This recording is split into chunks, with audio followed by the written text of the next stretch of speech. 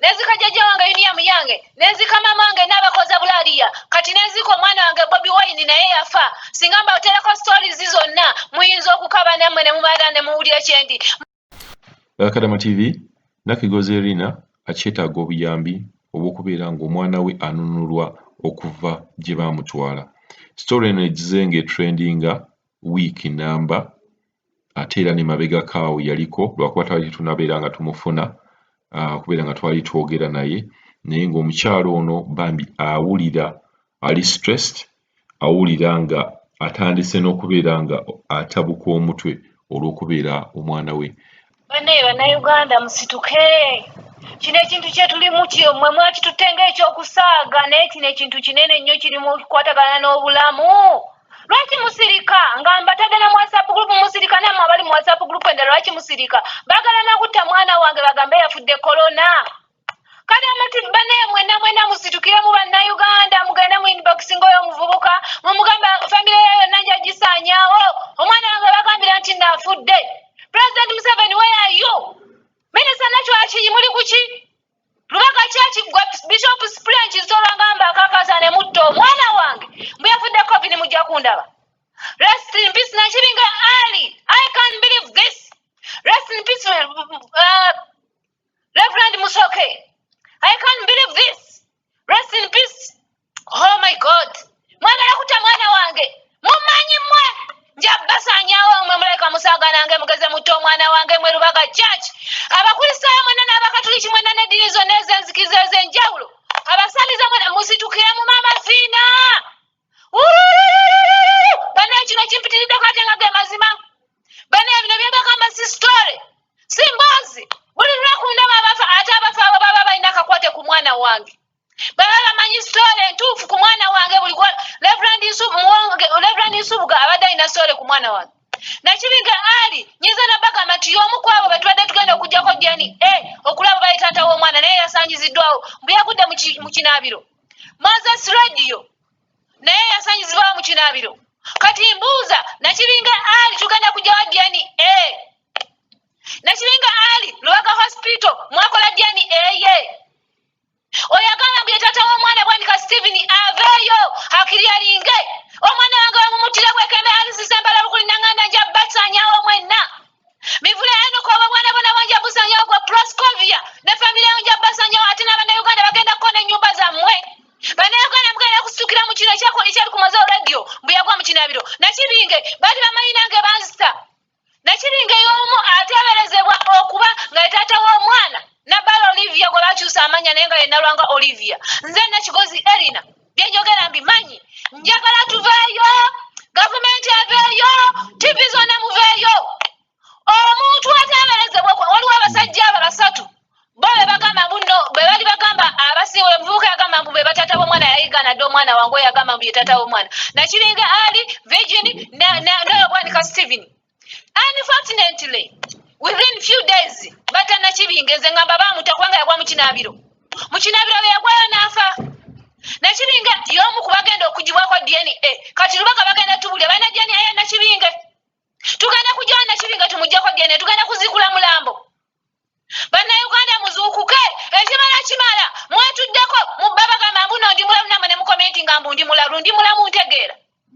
Bukadde TV mwetuddeko, Tasa Amakago mwetuddeko, BBS mwetuddeko, Spark TV muli awo mwetuddeko. Muteeka amawulire gano baleeta abaana wa Minisita Nakiwala Kiyingi era bagamba okutta omwana wange bawoza mbu yafudde accident, bagamba okutta omwana wange bagamba yagudde mu kinaabiro, bagamba okutta omwana wange bagamba yafudde COVID. Ezo zonna information nziyina. Ababimpa bali mu church ye Cathedral Lubaga era amawulire gano matuufu. Father Zion ye Masaka abamumanyi mu mukubi essimu bulijjo mbadde ngamba we namba Father Zion ye Masaka yo yalira omwana wange bali bamanyi bassa kitawe gwe basubiriza mbuno bwaba oli Bwanika Steven si ye taata w'omwana ono Nakibinge ye taata w'omwana. Kati ne basalawo okutta Nakibinge ebintu ebyo babimbuza ne bagamba Nakibinge si ye taata w'omwana wange naye era basazeewo okubanga bamusaanyaawo mbu yagudde mu kinaabiro. Twetaaga lipooti eyo, twetaaga lipooti ya Nakibinge Ali mwe muleka musaaga. Nakibinge Ali abamumanyi bamumanyi be nasoma nabe kugundi ku St. Kitts Banda mukimanyi. What happened? That is 2005. Me and him we had a close friendship. Oba mukiwulira sigenda kudda muyemeka mujja bitegeera oluvannyuma naye naafa musima yafudde mangu nnyo nakibinga yafudde mangu nnyo gwani atamanya nakibinga nze nina abantu bange bwembakema bagamba yagwa mu kirabiro no father Musoke nga tebamubise nga saamuwuliddeko bwe bagamba nti yafudde covid ngenda kusiba eddwaliro omwe yafiiridde nja basiba musaga nange plus 256 702 99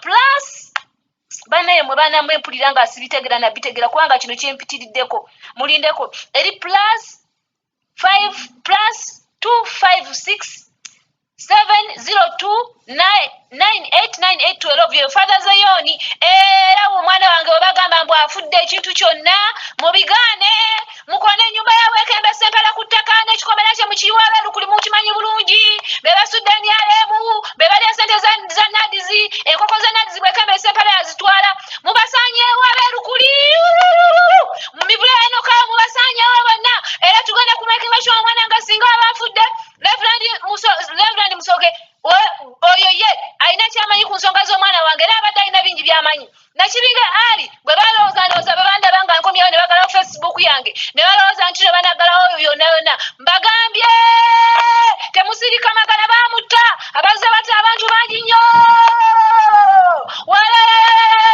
bannaye musitukiremu bwekemba soja sigaza akantu essabo ly'ebulayi bagenda ddimenya bagenda kumenya essabo ly'ebulayi mwab'ebulayi ab'emutimayo bakakeeto bamugagga bannaye mumenye essabo bakakeeto mumenye essabo eyo singa omwana wange abamufu mwanguwe bannayuganda nkuba mulango sigudde ddalundi ntegera bulungi bagambe Reverend Musoke yafudde atya kikyo kyamusse abadde amanyi bingi yali tubuulidde bingi nnyo waliwo omuvubuka omulala gwenjagala munoonyereze kaali mu magye bamuyita Nkata Fred munoonyereze ku Nkata Fred oyo ali mu magye y'omu yali agenda okumpasa mwaba amanya ku Facebook yange nenkadde nga mpoza meeja nze nga nyewe bye mbanoonyaamu ng'ategedde olukolo lw'okunzita mwanguwe mubimanyi abakadde abali eri nga nali ngenda kufumbira meeja naye nze nali nga nnoonya mazima kumanya kyono omwana kyali oyo Nkata gwensuubiriza okubanga yali emabega w'ekintu kino era ajja kukwatibwa avunaanibwe Nkata Fred ngenda kushalinga ekifaananyi kye bannaaye nakibinga teyeefiira mulabe Moses Radio bazajja baby yenna bonna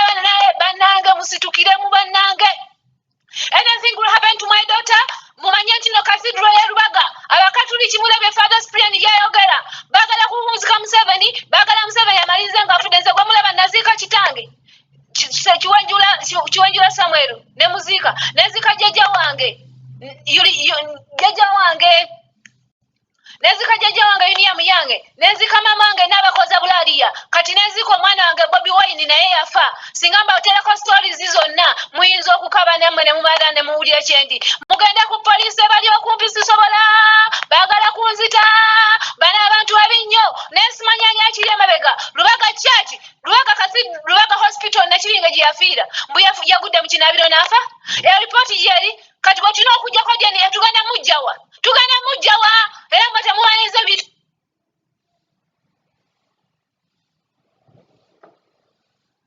yampitamu saawa eno temumanyi mbeera gyempitamu mbadde nyina n'okufuluma okugenda eri naye kati sinza nakufuluma kugenda kulya nsanyukira ngenda bakubira abaana abaagala okulya nange Christmas kasa nabadde sente mbagambe balye bampeereze ku bifaananyi kubanga sikyayinza sikyasobola Reverend Musoke abadde alina bingi byamanyi ku nsonga z'omwana wange bamusse sisobola kumanya kyamusse oba covid oba biki naye nze nkakasa era mu nnaku bbiri abadde ne mu WhatsApp group nagenda okulaba ba press left ne mubuuza oyo ali ku simu ye simumanyi obaani ne mugamba Reverend aliwa mu Reverend yafudde tetusobola kuwa mbadde manya nnimba ne nnoonyereza omanyiza oŋŋamba kimu ne nnoonyereza ne ŋŋamba abantu bagenza okupeeza information nga bituufu yafudde naye tebaamubise saamuwuliddeko na mirembe oba papasinze ze sinnabira bannaye musitukiremu bannaye tugenda kukyusa gavumenti naye gavumenti enaabeerako empya nga bino byebigenda mu maaso UN emanyi omwana oyo mukimanyi bulungi nnyo nti tuli under UN era waafiira mugenda kulaba fire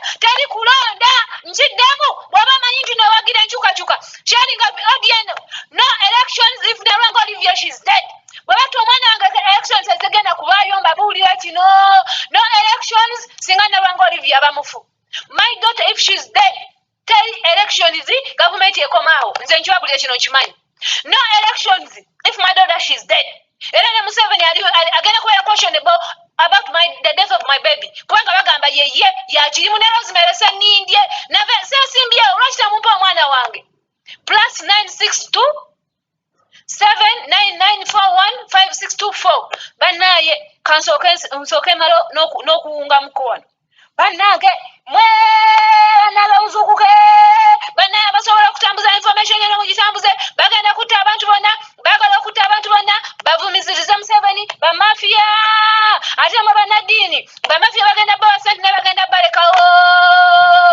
Cyprian Solwanga jjukira baali bagala kukolako ebintu Lumbuyazi abyogera bingi muzuukuke